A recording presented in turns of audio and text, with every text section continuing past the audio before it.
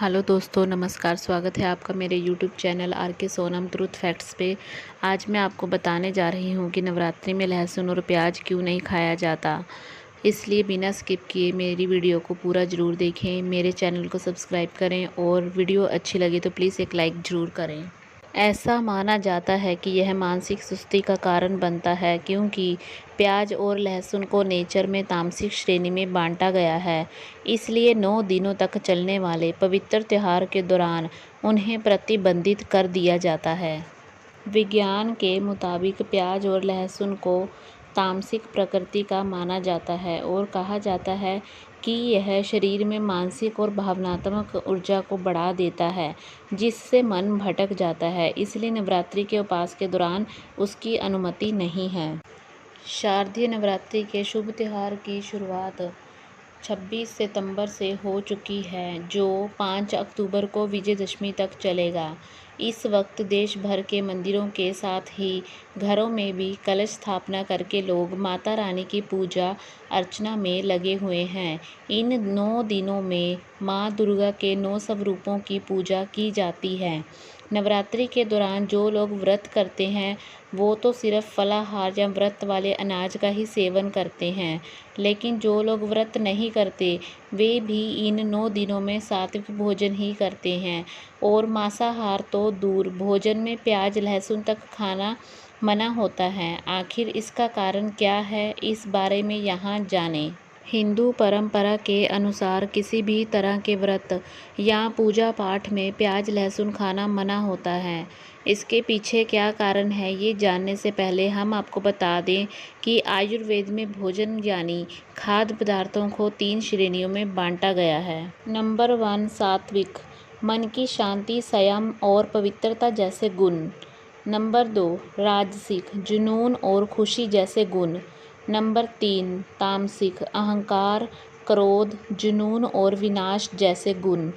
प्याज और लहसुन खाना क्यों है गलत?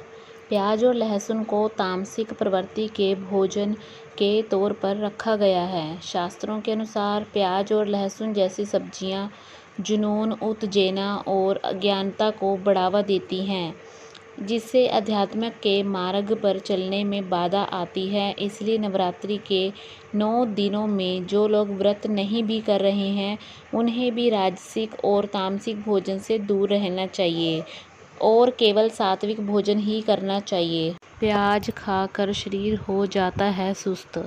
धार्मिक मान्यताओं के अनुसार नवरात्रि के 9 दिनों के दौरान देवी की उपासना करने के लिए भक्त को आध्यात्मिक ऊर्जा की ज़रूरत होती है, लेकिन प्याज और लहसुन जैसी चीज़ें खाने के बाद शरीर में गर्मी बढ़ती है, जिससे मन में कई प्रकार की इच्छाओं का जन्म होता है और व्यक्ति पूजा पाठ के रास्ते में भटक सकता है। और इसके अलावा व्रत के समय दिन में सोना भी मना है, लेकिन प्याज लहसुन जैसी चीज़ें खाने के बाद शरीर में सुस्ती आती है। यही कारण है कि नवरात्रि के 9 दिनों में प्याज और लहसुन नहीं खाया जाता है। यहाँ है इससे जुड़ी पौराणिक कथा। प्याज और लहसुन ना खाने के पीछे सबसे प्रसिद्ध पौराणिक कथा राहु केतु से जुड़ी हुई है। समुद्र मंथन से निकले अमृत को मोहिनी रूप धरे विष्णु भगवान जब देवताओं में बांट रहे थे, तभी 2 राक्षस राहु और केतु भी वहीं आकर बैठ गए। भगवान ने उन्हें भी देवता समझकर अमृत की बूंदें दे दी, लेकिन तभी उन्हें सूर्य व चंद्रमा ने बताया कि यह दोनों राक्षस हैं। भगवान विष्णु ने तुरंत उन दोनों के सिर धड़ से अलग कर दिए। इस समय तक अमृत उनके गले से नीचे नहीं उतर पाया था और चूंकि उनके शरीर में अमृत नहीं पहुंचा था, वो उसी समय जमीन पर गिरकर नष्ट हो गए। लेकिन राहु और केतु के मुख में अमृत पहुंच चुका था, इसलिए दोनों राक्षसों के मुख अमर हो गए। प्याज और लहसुन को मानते हैं अपवित्र। भगवान विष्णु द्वारा राहु और केतु के सिर काटे जाने पर उनके कटे सिरों से अमृत की कुछ बूंदें जमीन पर गिर गई, जिनसे प्याज और लहसुन उपजे। क्योंकि यह दोनों सब्जियां अमृत की बूंदों से उपजी हैं, इसलिए यह बीमारियों और रोगाणुओं को नष्ट करने में अमृत समान होती हैं। लेकिन चूंकि राक्षसों के मुख से होकर गिरी हैं, इसलिए इनमें तेज गंध होती है और इन्हें अपवित्र माना जाता है। कभी भी भगवान के भोग में इस्तेमाल नहीं किया जाता।